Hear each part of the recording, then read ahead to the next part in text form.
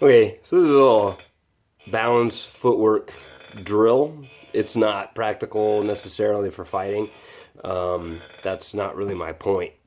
My point is to address an issue that I see people doing where they'll kick and then come really far back behind their base leg.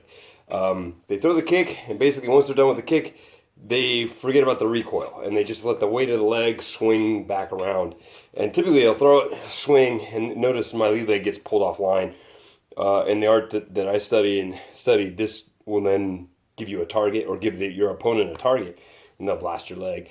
Typically with leg kicks, if I can make someone lose their balance off of a kick, I know I'm going to get this, and I'm probably going to be able to hit that leg as hard as I can. So I was thinking about ways to create ballistic loss of balance, because I believe that if you have a ballistic loss of balance, you're going to have to work a lot harder to get your balance back. And once you get a hold of that, once you get that down, it'll be a lot easier when you're not super ballistic to get your balance back. I was taught this stance. Let me get the feet so you can see it. I was taught this stance to where a lot of ties will draw back and turn. But I notice people end up doing this and see how it creates this. There's a lack of a channel. So I was taught straight back. My heel's already coming up. Then I create this, so that way I have a channel between my feet. So if I'm facing the camera perfectly, there you go.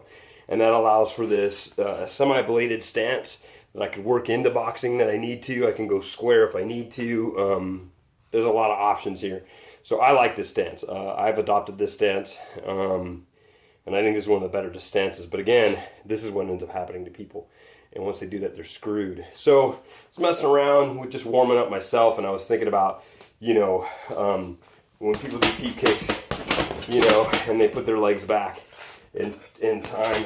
And I was thinking of what would be a better one is this one, the for loss of balance, ballistic, right? So it's a jumping teep kick, and if you've got really good balance, boom, you can come back here, boom, push. And see, once you really throw that hip in, that's where I think that's when people lose their balance. So what I think is people end up doing this. And you can see maybe, let me see if I can move myself. This is where the stance ends up. So it's the same thing, no channel between your feet. You want to create a movement where you get here and you come back with some channel between your feet. So come back, long. I don't necessarily want to go here and slide out here, but I can, but I think this is preferable to that, where the knee is now starting to present.